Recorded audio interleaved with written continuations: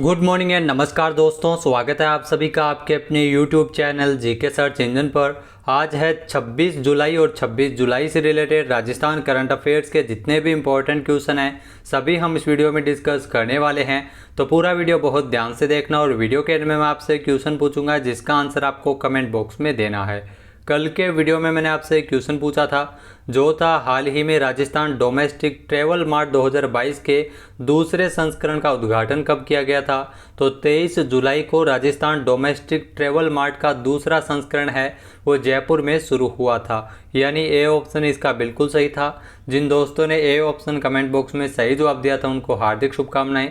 Rajasthan domestic travel mart जिसका दूसरा संस्करण है 23 जुलाई को जयपुर में इसका आयोजन किया गया था। राजस्थान डोमेस्टिक ट्रैवल मार्ट का आयोजन जो federation of hospitality and tourism in Rajasthan तथा राजस्थान पर्यटन और संयुक्त पर्यटन विभाग द्वारा संयुक्त रूप से इसका आयोजन है वो किया गया था। 23 से लेकर 24 जुलाई तक जयपुर के बिड़ला ऑडिटोरियम में इसमें खरीदारों और विक्रेताओं के बीच पूर्व संचलित B2B इसमें हाल ही में आयोजित किया गया था। ये मीटिंग्स का आयोजन हुआ था और लगभग 200 से प्रदर्शक इसमें शामिल हुए थे और 400 से अधिक घरेलू टूर ऑपरेटर्स इसमें हिस्सा लिए थे। चलिए स्टार्ट करते हैं आज के करंट अफेयर्स। पहला क्वेश्चन है, हाल ही में किस राज्य सरकार द्वारा एंटी नारकोटिक्स टास्क फोर्स का गठन किया जाएगा। तो राजस्थान सरकार द्वारा एंटी नारकोटिक्स टास्क फोर्स का गठन किया जाएगा, यानी ए ऑप्शन इसका बिल्कुल सही है। आइए जानते हैं इम्पोर्टेंट फैक्ट्स। तो राजस्थान में नशे पर लगाम लगाने के लिए जल्द ही एंटी नारकोटिक्स टास्क फोर्स का गठन किया जाएगा, ANTF का गठन होगा। ANTF जो प्रदेश में नशीली दवाओं के व्यापार तथा उसके दुरुपयोग को नियंत्रित करने की दिशा में कार्य करेगा। मुख्य सचिव राजस्थान की उषा शर्मा ने 25 जुलाई को सचिवालय में आयोजित की गई नारकोटिक्स कंट्रोल ब्यूरो की चौथी नार्को कोऑर्डिनेशन जो राज्य स्तरीय एनकोड की बैठक हुई थी, इसमें यह घोषणा की है कि राजस्थान में एंटी नारकोटिक्स टास्क फोर्स का गठन किया जाएगा। साथ ही साथ आज़ादी के अमृत महोत्सव के अंतर्गत प्रदेश में 12 से लेकर 15 अगस्त तक एक अभियान चलाया जाएगा जिसमें स्कूली बच्चों को नशा नहीं करने की शपथ भी दिलाई जाएगी। नेक्स्ट क्वेश्चन है, हाल ही में राजस्थान में वर्ष में 2 बार विभागीय पदोन्नति समिति की बैठक आयोजित करने के प्रस्ताव को मंजूरी किसके द्वारा प्रदान की गई है। तो CM अशोक गहलोत ने इस प्रस्ताव को मंजूर किया है, यानी बी ऑप्शन इसका बिल्कुल सही है। आइए जानते हैं इम्पोर्टेंट फैक्ट्स। तो राजस्थान के मुख्यमंत्री अशोक गहलोत की घोषणा के मुताबिक अब राज्य में सरकारी कर्मचारियों को 1 साल में 2 बार पदोन्नति के अवसर दिए जाएंगे। विभागीय पदोन्नति के लिए जो समिति की साल में 2 बार बैठक है वह आयोजित की जाएगी। बता दें कि गहलोत सरकार ने साल में 2 बार विभागीय पदोन्नति समिति की बैठक आयोजित करने के प्रस्ताव को हाल ही में मंजूर किया है। इस प्रस्ताव को हरी झंडी दिखाने के बाद राज्य के कर्मचारियों को अधिक पदोन्नति के अवसर मिल सकेंगे। नेक्स्ट क्वेश्चन है, मुख्यमंत्री अशोक गहलोत द्वारा राजस्थान के किस जिले के हिंडोली उपखंड क्षेत्र में 32 करोड़ रुपए की लागत से सोलर आधारित सिंचाई परियोजना की सौगात दी गई है। तो बूंदे में स्थित है हिंडोली उपखंड जहां पर 32 करोड़ रुपए की लागत से सोलर आधारित सिंचाई परियोजनाओं को सौगात दी गई है, यानी ए ऑप्शन इसका बिल्कुल सही है। आइए जानते हैं इम्पोर्टेंट फैक्ट्स। तो राजस्थान सरकार ने बूंदी जिले के हिंडोली उपखंड क्षेत्र में 32 करोड़ रुपए की लागत से सोलर आधारित सिंचाई परियोजना की सौगात दी है। बूंदी में सिंचाई परियोजना के तहत 3 मिनी डैम को हरी झंडी मिलने के बाद शीघ्र ही इसके लिए निर्माण शुरू हो जाएगा।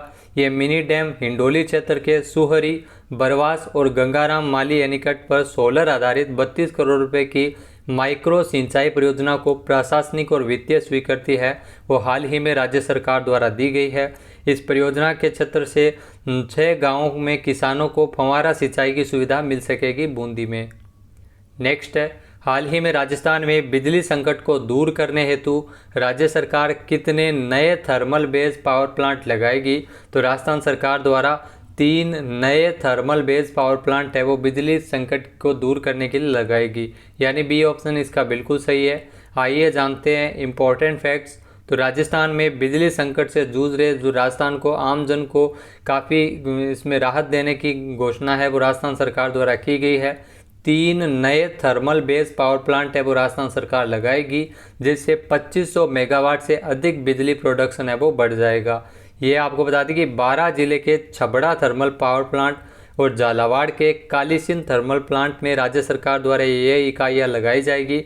इसमें 12 थर्मल प्लांट में 660 मेगावाट क्षमता की 2 नई इकाइयाँ लगेगी। इसे अल्ट्रा सुपर क्रिटिकल तकनीक के माध्यम से स्थापित किया जाएगा और इसमें 9,606.06 करोड़ रुपए की लागत से ये इसका निर्माण किया जाएगा। इसके अलावा 12 में 2 और झालावाड़ में, जी हाँ, झालावाड़ में एक जो कालीसिंध थर्मल पावर प्लांट जो 800 मेगावाट कैपेसिटी का एक ultra super critical thermal power project है वो लगाया जाएगा। कालीसिंध थर्मल प्रोजेक्ट के विस्तार हेतु 6,054.58 करोड़ रुपए की लागत आएगी और इसमें एक अल्ट्रा सुपर क्रिटिकल यूनिट भी लगाई जाएगी। नेक्स्ट है, हाल ही में शिक्षा में परफॉर्मेंस इंफ्रास्ट्रक्चर और इक्वलिटी इंडेक्स 2020-21 में राजस्थान कौन से स्थान पर रहा है? तो राजस्थान है वो PIE इंडेक्स 2020-21 में 13वें स्थान पर रहा है, यानी बी ऑप्शन इसका बिल्कुल सही है। आइए जानते हैं इम्पोर्टेंट फैक्ट्स। तो राजस्थान है जो शिक्षा में समानता, प्रदर्शन और इंफ्रास्ट्रक्चर के लिहाज से अगर बात की जाए पूरे देश की तो पंजाब है वो टॉप पर है।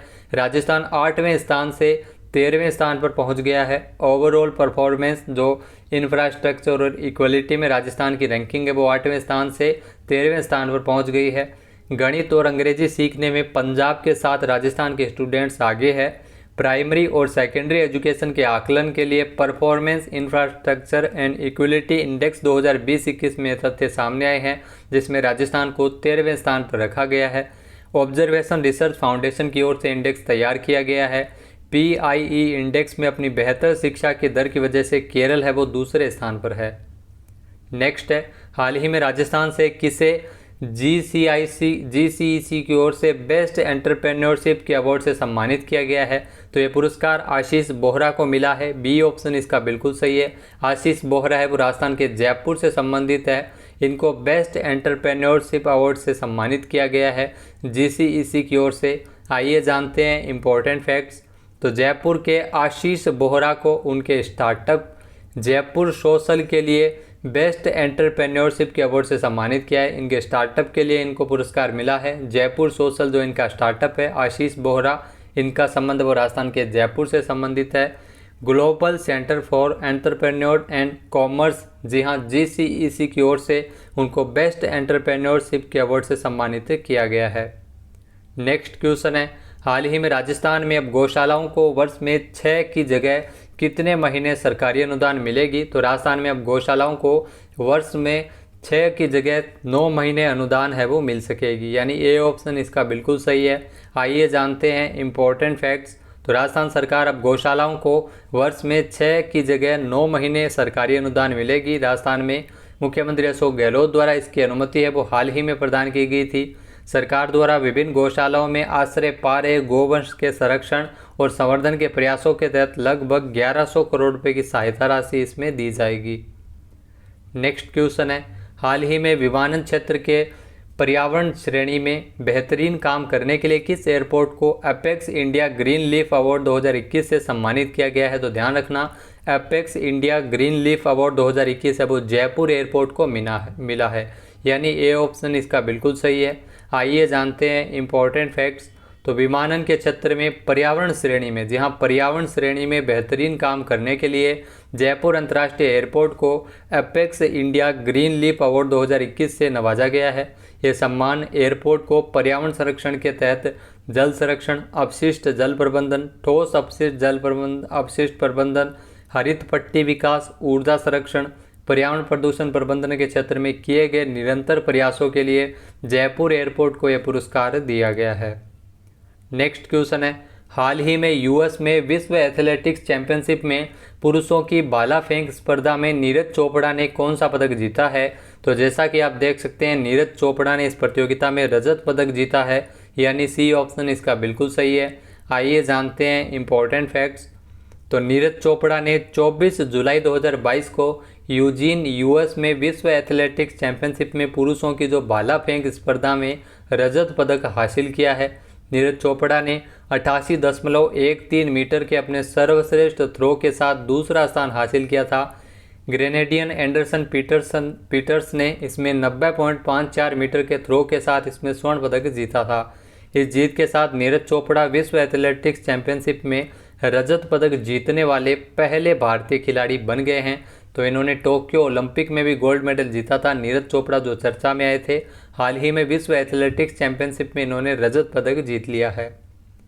नेक्स्ट है, हाल ही में भारतीय मूल के किस व्यक्ति को साल 2022 के लिए प्रतिष्ठित वैश्विक ऊर्जा पुरस्कार से सम्मानित किया गया? तो ध्यान रखना, वैश्विक ऊर्जा पुरस्कार से नवाजा गया है प्रोफेसर कौशिक राजशेखर को, यानी बी ऑप्शन इसका बिल्कुल सही है।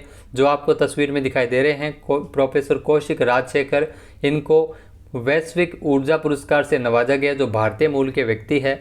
आइए जानते हैं इंपॉर्टेंट फैक्ट्स। तो भारतीय मूल के प्रोफेसर कौशिक राजशेखर ने वैश्विक ऊर्जा पुरस्कार जीता है ह्यूस्टन विश्वविद्यालय में। जो भारतीय मूल के प्रोफेसर कौशिक राजशेखर 2022 के लिए जो प्रतिष्ठित वैश्विक ऊर्जा पुरस्कार इन्होंने जीता है।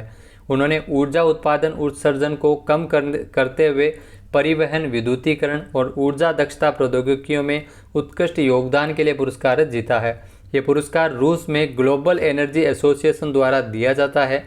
तो भारतीय मूल के व्यक्ति है जिन्हें पुरस्कार मिला है। प्रथम पुरस्कार इसका 2003 में दिया गया था। बात कर लेते हैं आज के हमारे क्विज की। तो आज का हमारा क्विज है, हाल ही में Rajasthan film tourism promotion policy 2022 का विमोचन किसके द्वारा किया गया था? एक बार फिर से सुनिएगा, हाल ही में Rajasthan film tourism promotion policy 2022 का विमोचन किसने किया था? इसका सही आंसर आपको कमेंट बॉक्स में देना है। और अगर ये वीडियो आपको पसंद आए तो इसे लाइक और शेयर ज़रूर कीजिएगा। साथ ही साथ हमारे चैनल को भी ज़रूर सब्सक्राइब करें। वीडियो की जो PDF फाइल है वो आप वीडियो के डिस्क्रिप्शन बॉक्स में टेलीग्राम चैनल का लिंक दिया हुआ होगा, जहां से आप डाउनलोड कर सकते हैं। क्वेश्चन का आंसर आप वोट करके भी कर सकते हैं। वीडियो देखने के लिए धन्यवाद। जय हिंद, जय भारत, जय राजस्थान।